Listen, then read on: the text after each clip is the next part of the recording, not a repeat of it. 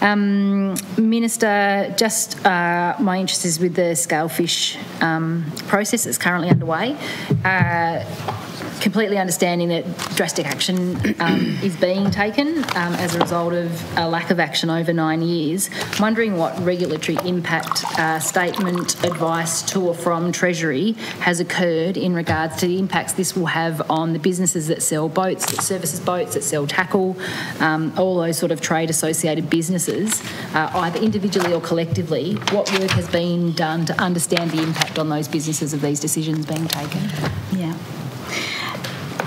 It is a matter for the department in terms of regulatory impact, and I will go to them. But can I just say that I'm very aware, and I have spoken to a number of different industry members whose businesses are in selling boats and tackle and what have you, from some really big national businesses who've got in touch with me, but specifically the really good conversations have come with some of the smaller retailers that we have around Tasmania, and I've really appreciated the opportunity to hear from them and to work through that. And interestingly, one in particular has stated quite clearly that they are very aware, in particular reference to Sand Flathead, that there is a problem here, and that they really want to see responsible management of this fishery. They're in this for the long game. They're not looking for an answer just to keep them in business right now. They are looking for a sustainable fishery so that their business has longevity as well. But first and foremost, whilst I'm very aware and very conscious of the ripple effects that come when decisions like this are made, but first and foremost, it must be the sustainability of the fishery. That must be my primary concern in the decisions that I make. Now, with regard to regulatory impacts, I will pass to the Deputy Secretary. Thank you. Through you, Minister, as has been indicated, the primary, and I would reiterate what the Minister says, the primary goal is the sustainable fishery and to look to the future in terms of fishing for into the long term. In terms of this process, we've put forward draft scalefish rules. We are receiving many submissions, and we will be assessing those, and they will be part of the advice that goes to the Minister, which is our standard process.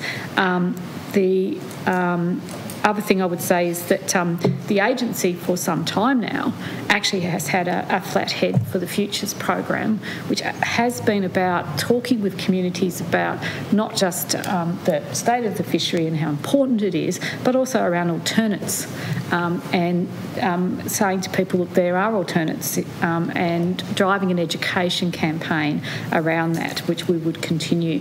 But if it's all right with you, Minister, I'll pass to Dr. Dutton to talk around our process in terms of the scalefish rules and the engagement that we've undertaken to understand impacts. Chair, through you, I'm particularly interested in the regulatory impact statements and any Treasury advice on impact on businesses. Through you, Minister, these are rules which do not need a regulatory impact statement, but under the Living Marine Resource Management Act, as I've indicated, the resource management planning system objectives require multiple factors to be considered in decision making. Through you, Chair, yeah. I know that it might not be required, but given the scale of the impact, I would have thought that it would be a reasonable task to do something like that, if not formally. Thank you, Minister. Through you, this is certainly a significant body of work. I would point out that Tasmania has 49 fish stocks that are assessed under the Status of Australian Fish Stocks, 30 of which are assessed currently sustainable.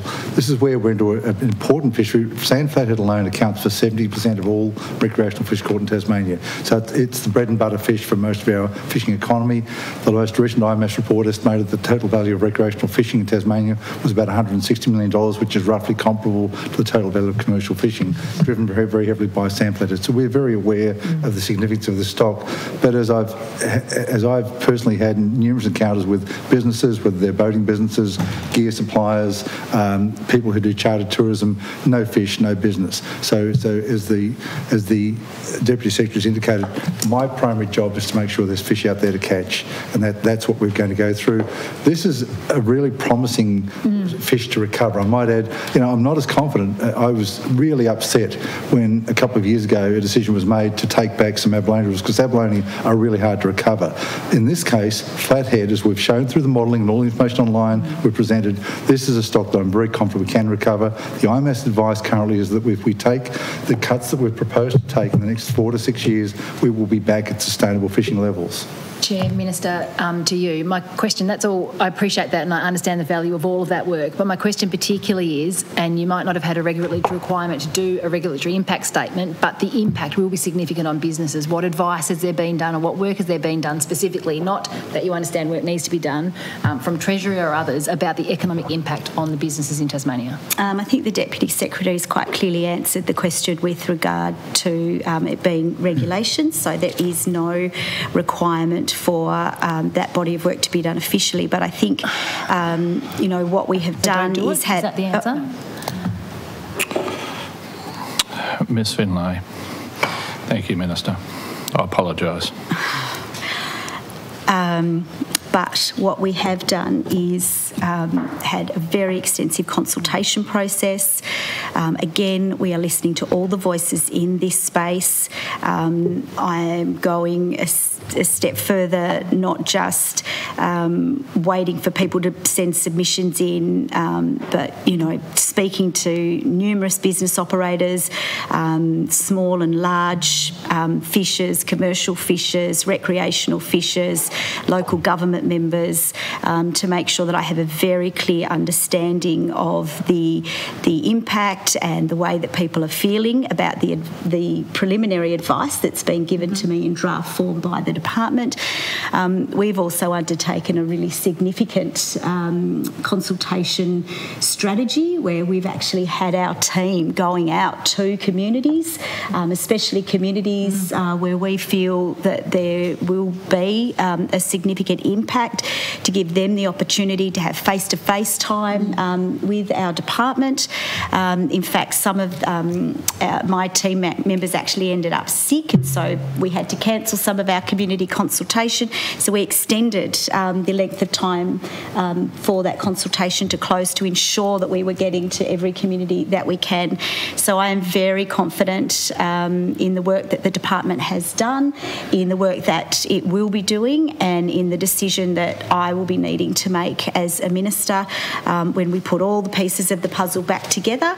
We look at how people will be impacted socially, how people will be impacted economically, but can I stress that above all, for me as the minister, it will be the sustainability of the fishery. That is the filter by which everything will go through for me making this decision.